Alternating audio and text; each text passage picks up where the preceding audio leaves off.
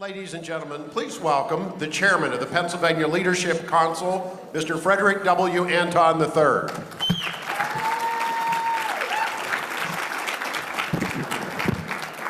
Welcome, and you're about to hear, I'm glad you're all here early because you're going to hear right after me 3 speakers that are going to tell you what's going on down in the very confused Republican House and Senate in Washington. So bear with me for just a few minutes.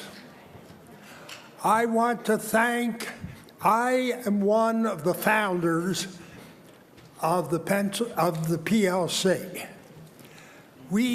Susan Staub, and Susan, wherever you are, she's retired, thank you, was the driving force that caused Don Eberly and I, Jim Panyard was working for me at the time, and also Charlie Giroux, who many of you know was deeply involved.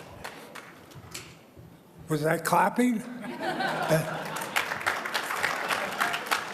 And we formed the Pennsylvania Leadership Conference because we didn't think the politicians in the Republican Party and the elected officials in the Republican Party were conservative enough. We thought that they were, quite frankly, a little on the rhino side.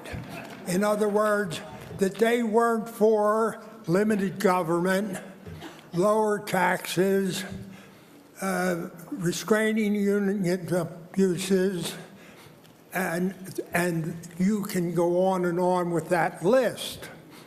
Now, we believe that the laws of Pennsylvania really had to be changed to ensure, which has been my objective since I've been president of the Pennsylvania Manufacturers, was to ensure prosperity for our citizens through economic health for the businesses in the Commonwealth of Pennsylvania.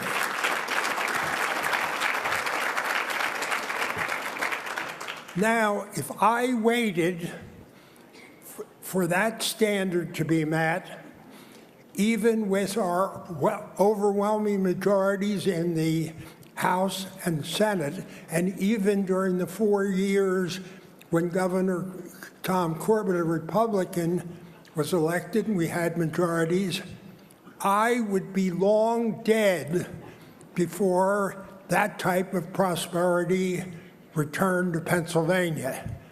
But I have good news. As a result, not of the legislature or politics, there is a way that prosperity can return to Pennsylvania. And it's through what God gave us under the ground in the state of Pennsylvania. It's through the Marcellus Shale. It's through the energy which can be unleashed from the ground under Pennsylvania.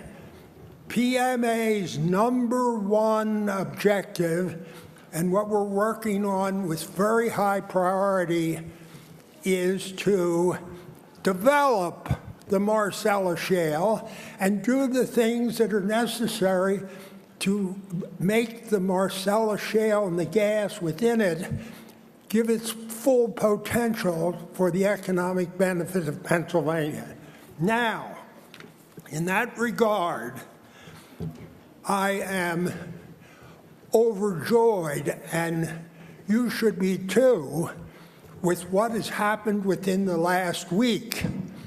Up until now, the Wolf administration, when they considered Marcellus Shale and natural gas, they had 2 considerations. One was tax it. How should we tax it?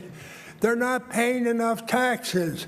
The impact fee is not sufficient. We need more taxes. That was one consideration. The other was regulated? Is it dangerous? What do we have to do to slow it down? And what do we have to do to delay the permits? Now, what should state government be doing to develop the natural gas capacity in Pennsylvania? They should have a development plan now. Within the last week, look, we're 10 years into the Marcellus Shale development. Within the last week, a report commissioned by Team Pennsylvania, which is an arm of the state government, prospects to enhance Pennsylvania's opportunities in petrochemical manufacturing. For the first time, they tried to identify what the government should do to help the natural gas industry. And Governor Wolf, in a press conference, came up with an endorsement. And I am going to read, if I can, see if I can find my glasses here, 1 or 2 lines at the end of this report, which I think Pennsylvania shall take aggressive action to address potential development and infrastructure constraints proactively. This includes investing in suitable sites to accelerate pad-ready development and supporting NGL pipeline infrastructure and storage capacity. These actions are critical to ensuring that Pennsylvania is positioned to develop long-term job-creating manufacturing opportunities. Now, I repeat, Pennsylvania take aggressive action. What does that mean? The government of Pennsylvania, the Wolf administration, Tom Corbett, had one person working on the development of natural gas. This report, and I urge you all to, it's online, you can read the executive summary,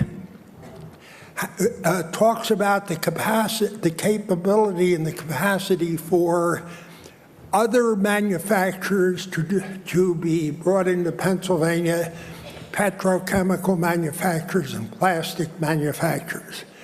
I am very, very encouraged by this.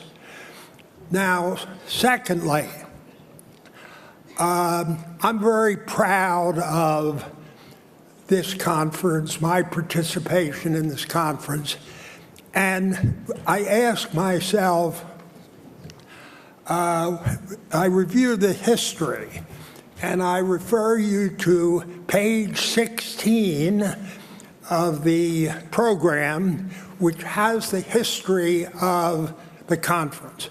And I ask myself, is there anything different about Pennsylvania? Are we more conservative?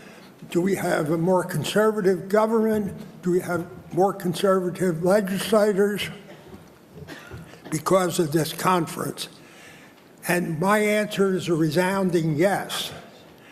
Now I say, first of all, and the history will bear me out, that from 1989 to 2005, the conference was limping along. And the reason why there will be either 600 or 750 of you today is because of the energy that was pumped into the conservative movement in Pennsylvania by one man. That man's name is Pat Toomey.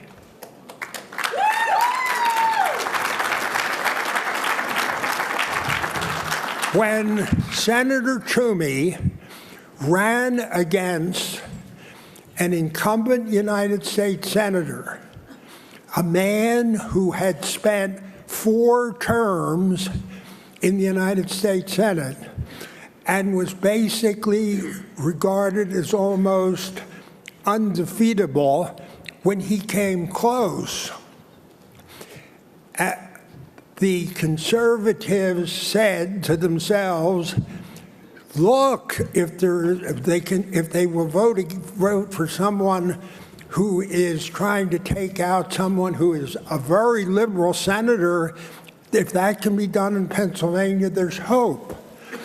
Now, Pat Toomey then spent 5 years working in the Club for Growth, trying to elect conservatives to the United States Senate and House. And make no doubt about it, the only reason Senator Specter was forced from the Senate was because Pat Toomey was lurking. Pat Toomey had already agreed that he was going to run for governor. And when Specter cast an unacceptable vote, Pat decided he was going to run against him, and Specter then changed parties. So Pat Toomey basically put a more conservative person in the United States Senate. Now, the other specific, there are two more specifics.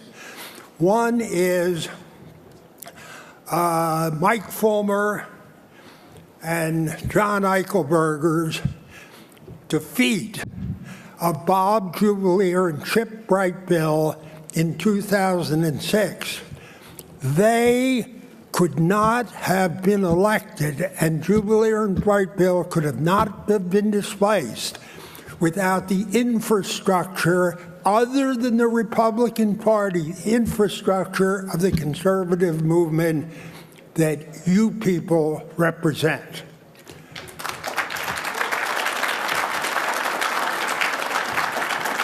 Now, finally, a person that will be a speaker here tomorrow at noon and is frankly the most conservative member, even with Fulmer and Eichelberger, of the Pennsylvania Senator, and I speak of Senator Scott Wagner.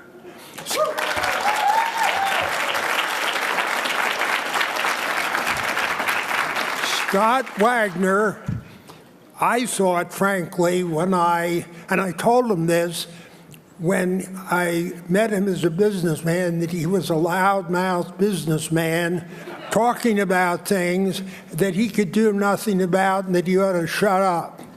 But I changed my mind after I saw what happened when he went into the United States Senate and effectively displaced Dominic Pileggi as the majority leader with Jake Corbin.